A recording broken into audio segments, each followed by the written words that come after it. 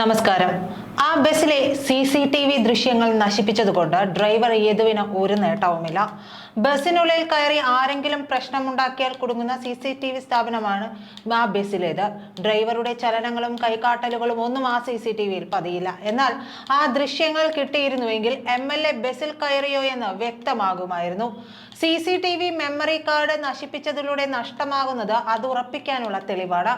ബസ്സിൽ CCTV സ്ഥാപിച്ചവരുടെ വാക്കുകൾക്കിടയിൽ ആ സത്യം ഒളിച്ചിരിപ്പുണ്ട്.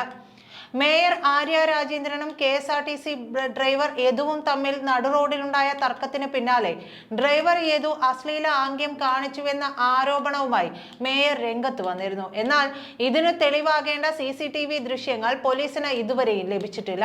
MLA അടക്കം ബസ്സിൽ കയറിയിട്ടുണ്ടെങ്കിൽ ഏക തെളിവും ഈ മെമ്മറി കാർഡിലുണ്ട്. എന്നാൽ ഈ ബസ്സിലുണ്ടായിരുന്ന ക്യാമറകളെ സംബന്ധിച്ചുള്ള കൂടുതൽ വിവരങ്ങൾ പുറത്തു വരികയാണ്.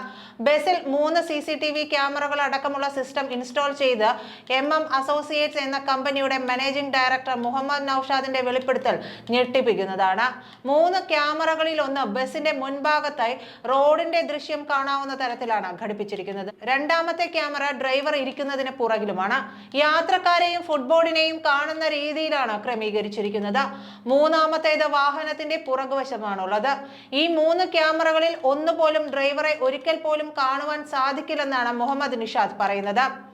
സാങ്കേതികമായി ഏറെ മുന്നിൽ നിൽക്കുന്ന ക്യാമറയല്ല ഈ ബസ്സിലുള്ളത്. അതായത് ഡ്രൈവർ എന്തു ചെയ്താലും ഈ ക്യാമറ കണ്ണുകൾ ഒപ്പിയെടുക്കില്ല എന്ന് സാരം.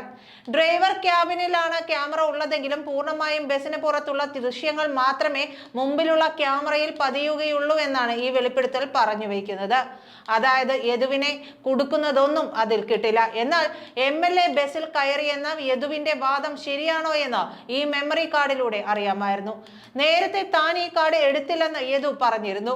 മേയർ KSRTC ഡ്രൈവർ തർക്കത്തിൽ നിർണായക തെളിവായ മെമ്മറി കാർഡ് ഇനിയും കണ്ടെത്താനാകാതെ പോലീസ് വലയുകയാണ്.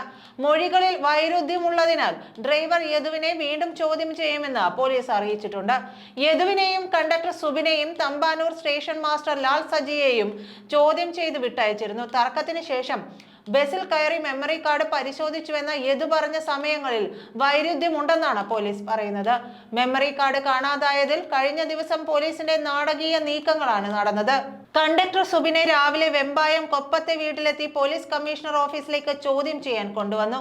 സ്റ്റേഷൻ മാസ്റ്റർ ലാൽ സജിയെ വിഴിഞ്ഞത്തെ വീട്ടിൽ നിന്നും പുലർച്ചെ പോലീസ് എത്തി ചോദ്യം ചെയ്യാൻ കൊണ്ടുപോയി. ഇരുവരുടെയും ചോദ്യം ചെയ്യൽ തുടരുന്നതിനിടെയാണ് ഡ്രൈവർ യദുവിനെയും പോലീസ് വാഹനത്തിൽ വീട്ടിൽ നിന്ന് കമ്മീഷണർ ഓഫീസിലേക്ക് കൊണ്ടുവന്നത്. പക്ഷേ നിർണായകമായ തെളിവൊന്നും കിട്ടിയില്ല. 3 പേരെയും ഒരുമിച്ചിരുത്തിയാണ് ചോദ്യം ചെയ്തതെന്നുള്ള വിവരങ്ങളും പുറത്തു വരുന്നുണ്ട്. പക്ഷേ ഇതിൽ സ്ഥിരീകരണമില്ല. നന്ദി.